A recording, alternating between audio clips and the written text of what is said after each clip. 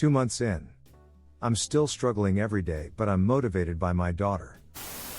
I caught my wife in an affair 2 months ago. We had been together 9 years. Married for 5. I'm 28 now, so we met rather young and did a lot of learning and growing together. She always had guy friends that she would talk to, so when she mentioned that she was catching up with someone from her past, I didn't think too much of it. Honestly, I should have taken that as a red flag throughout the years, but me being a chill guy and not the jealous type, I didn't make a big deal out of it. We had been struggling in our marriage for the past 2 years now. I've made a lot of mistakes. Not cheating. Just many moments where I could have been a better partner. She also has made a lot of mistakes in that sense. Yet I had been trying to save the marriage, constantly trying to do things to fix our problems and always asking her if she wanted to talk with that goal in mind. She didn't want to try. She asked for a divorce and kept telling me our relationship is over. I asked her what her plan was. She said she will start making plans and let me know. Which she never did. She was comfortable with me supporting her and trying to help her with her mental health problems. She's bipolar and has depression. For the last 2 years it's been a big part of her life. In December 2020 her dad and I had to take her to a behavioral hospital for the whole month because she became manic. Once she got out, she was on medication and it was obvious she wasn't the same person that she was before. I figured her wanting to split was due to her mental health. So it became another reason I took it easy on her, with her talking to all sorts of people and going places without me and hanging with I don't know. I loved her and didn't want to stress her out or make the situation worse by getting on to her all the time. It just led to arguments. She would tell me she needs to live her life that way for her happiness. We have a 5-year-old daughter. She loves her daughter, but she wasn't focused on being a mother and wife. I was the one pushing for our family to stay together and find happiness in that sense. About 2 months ago she didn't come home at night. She had been doing that for some time now and would tell me she was spending the night at a friend's house. That's when I started to get really suspicious. She walked in the next morning and I asked if there was something that I need to know. She said no and went to bed. For the first time in 2 years she left her phone open and I told myself it's now or never. I took the phone and walked out the house and started going through it. I found the guy's number. Called him. No answer. Then I saw the messages. Proof that they had been intimate. I was shattered, but I kept my composure, went back into the house, and confronted her. She was like a deer in the headlights. I kicked her out that very moment. Now, she's pregnant with the guy. I'm positive it's not mine. We were last intimate in February. And apparently they first hooked up in March. Now my goal is to try to gain custody of my daughter and divorce her. The guy is a felon. I don't know what kind of lifestyle they plan on living, but I definitely don't want my daughter around people that make those types of decisions. I'm motivated by making sure my daughter is in a good place. And to make sure that she knows that she is one parent at least trying their very best for her future. I struggle every day still. But I have a good support group. My family. My friends. Even her dad and some of her family say they are on my side. Everyone sees that what she did was completely selfish. It doesn't make a good image for her or the family in any way. I think a lot about things that I could have done better, but I realize it wasn't my fault. I tried my best to save my marriage. It was her decision. The week that I caught her I found this subreddit. It's helped me tremendously and I felt like it was time for me to share my story. It motivated me to hit the gym. As well as concentrating on productive activities to distract myself from all the overthinking and to better myself for my future and my daughter's future. Thank you all for your time. Redditor's reaction story 2 after. Redditor 1, I am sorry to hear that you are going through this. Focus on making sure you are lawyered up to protect yourself and your daughter, then be the best dad you can be. Redditor 2, just keep moving forward. I've had several family members married to bipolar spouses. Very few lasted. Those that do, the spouse with BP is very active with their care. Medicine, therapy. When they feel something's off they tell the spouse, then make the appropriate doctor calls. Those that don't, well, they pretty much follow the path your STBXW is taking. I will tell you, don't wait. Do what's best for your child. If that means getting the law and a lawyer involved, don't wait. The sooner you get your daughter into a stable environment, the better she'll recover from the it show. Don't be afraid to play hardball with her mental issues in the court. You want your kid playing in a drug den? Want the APA other friends dropping by with their dubious backgrounds? Document everything. Listen to your lawyer. She's made her decision and picked a felon and her happiness over yours and the safety of your daughter. Op answer, thank you for that. It's the first time I'm hearing from someone else's experience with bipolar people in relationships. She wasn't active in her treatment. If it didn't happen now, I'm sure it would have happened eventually. Redditor 3, in many places you're automatically on the birth certificate if your wife has a baby. See a lawyer now. Op answer, I was told something similar. Yeah, I'll definitely have to crank out a paternity test. Thank you. Story 2, contacting affair partner in disguise. I found out that my wife of 17 years was cheating on me for over 3 years with a coworker. She no longer works with him, but they kept in touch. This happened all while what appeared to be a happy place in our marriage: great conversations, traveling, intimacy, jokes, fun. I agree that it wasn't always peachy, but what marriage doesn't have good days and bad days? This is soul crushing. Since the revelation, she has downplayed the affair at every turn. We had time twice, but I stopped him. We didn't even talk or see each other often, etc. Meanwhile, I'm finding countless text messages and calls, gifts she sent him, money she gave him, and messages where she expressed love for him. I have limited interest in trying to reconcile. We have young children and have built a life, but the trust is broken. She swears she's answered all questions honestly, but I don't believe her. Out of desperation, I created a social media profile and the AP thinks it's my wife. I didn't use her name or likeness, but he's an idiot, so he's assuming. I'm tempted to strike up conversations to dig for the truth. I have deal breakers questions, and if he confessed to them, I can move on from my marriage and heal. I know this is an odd approach. What say you? Should I do this? Would you? Redditor's reaction. Story 3 after. Redditor 1, you are pain shopping. Is there anything you could discover that will make you suddenly trust her more or hurt less? You know she disrespected you, betrayed you, chose someone else over you. Details won't take any of that away. Redditor 2, Op. First of all, I am so sorry that you are facing this horrific betrayal. The knowledge that your wife is an adulterous traitor to you, your marriage and your family is catastrophic, painful and incredibly stressful. If you look up the Holmes Race stress scale, it's right up there with the death of a spouse as to stress-related emotional impact. Let that sink in. She is clearly rug sweeping, which is another slap in your face and an indication that she's nowhere near remorse. So where to go from here? My advice is the following. Drop your plan to contact Op. This is misplaced effort. The PS deserves zero time and attention from you. You didn't exchange vows and rings with him. It's all on your cheating wife. Go hard 180 on her. This is not punishment, this is for you to reclaim your sense of self apart from her and get into a good, healthy head space. During this time, focus on your health, nutrition, hydration, exercise, hit the gym, get therapy for the trauma you needed badly, as did I. See an attorney pronto. Whether or not you decide to file, you need to know what your legal options are. If after some time thiefship of your mind SND emotions are righted, you decide that the pain and stress are too much, then go ahead and file, have her served and move forward with separation and divorce. Honestly, your marriage is over in truth, the D is just adding the legal stamp to it.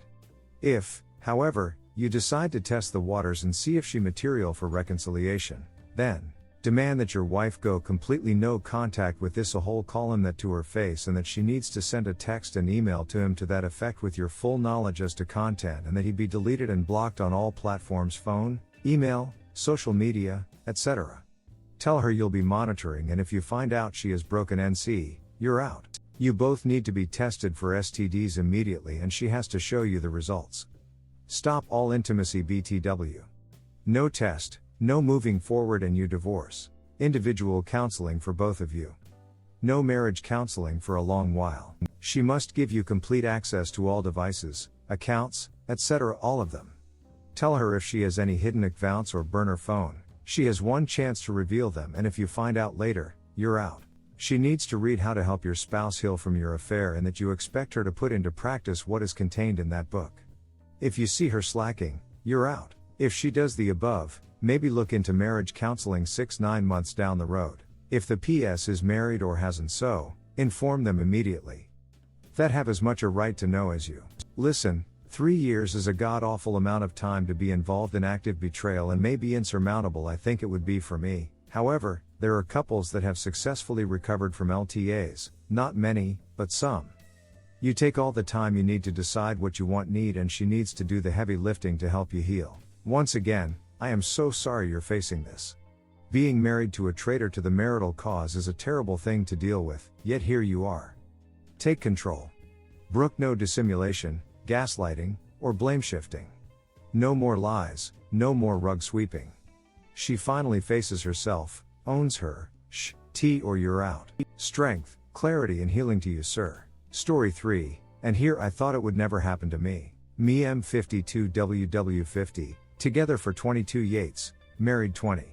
3 kids, 2 young adults, 1 7 years. 5 years ago the WW had a late life epiphany. Time was good and enjoyable. We went from 1 to 2 times a month to daily, and sometimes, if time and responsibilities allowed, twice in the same day. The activities included seductive nudes sent to my phone or email and cutesy stuff, hearts and smillies reminiscent of our earlier days and the relationship before kids. Somewhere in this time, January 2018 talks about spicing up the bedroom by bringing another person in the mix. First red flag, it was a guy friend from our cohort that the WW suggested. Noped it hard with the simple reason of not my cup of tea to be naked in the same bed with another guy and my spouse.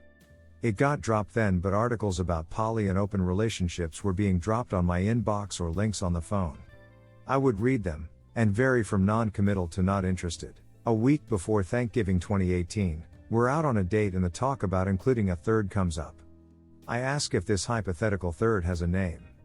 It's a close friend with whom we spend a lot of time together, etc., and with whom the WW has spoken about this idea with already. Pay for the drinks, get in the car and proceed to flip my lid. 1. I never agreed to this. 2. For any such conversation I should have been present and not told after it was decided. 3. Duck no. Literally, the holidays sucked for all, but it was one of the best weight loss programs for all adults in the house. Around February 2019 we get our it together to talk it through. She's repentant and remorseful, admits poor judgment and understands why I'm not okay about the deceit, as well as the whole idea. She got it. Time life took a hit, we managed to find a new pace. At least once a week, but the spark and lust were subdued. Earlier this year, apparent that I had a difficult relationship passed unexpectedly. I was there for a planned 4 days, stayed for 45 and a funeral. My baggage started resurfacing, especially some of the treatments that I experienced of being the safe one, the second choice. As I'm starting to deal with this crap milkshake of the soul, WW starts to be withdrawn, always on electronics, limited conversation and only about the basics. Duck. I'm at a place to deal with my loss and now this. Okay. I get on her machine after midnight when the house is all quiet and Therese nothing in recent email or on FB and on phone messages. There's activity but nothing that points to coded or otherwise hidden messages. I check the time frames of 2017, 2018. Bingo. I find sent emails to the friend from her with the same spicy pictures I was getting at the same time. FB Messenger for the same period is full of good mornings, smiley faces, hearts and flirting between them, video chats from 5 to 15 minutes. WW was starting a business and friend would stop by for coffee or lunch daily as he could. At the time he was there to help and advice. Flip of lid, part 2, the idiot awakens, got the 20k volts coursing through me all night. Could not sleep, sit. Just paced. Around 6 a.m., WW wakes and asks what's wrong. I open the laptop lid and show her the highlighted emails with her naked pics to the friend's email.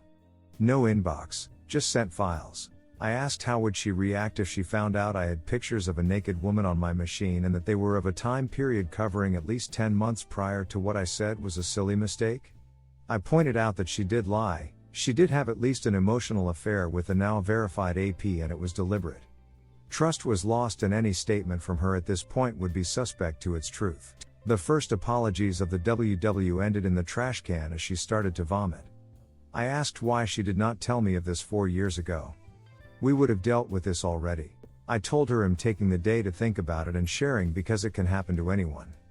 None of us are special. And here I thought it would never happen to me. Update. Today is day of firsts. The outpouring of support and trauma shared is staggering. I find myself glad and sorry that I'm not alone in my experiences. Thank you to all for the advice, comments and suggestions from readings to step-by-step playthroughs. I have replied to individuals, but it's worth updating all and clarifying some points before the update. She did have a miscarriage that was a bloody affair that we rushed to the ER for, with her soaked in her own blood.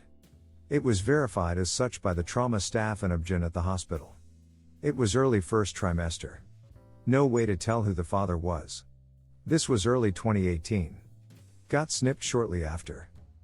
Time life was still on the red-hot stage of things. I have heard from several of you that the DNA test route is a good idea. It's yet another truth that has been challenged today. Affair partner is single, has been divorced for at least as long as we were married. Racially we're European stock, he's mostly African American and Native American. He's very well spoken, charming and educated.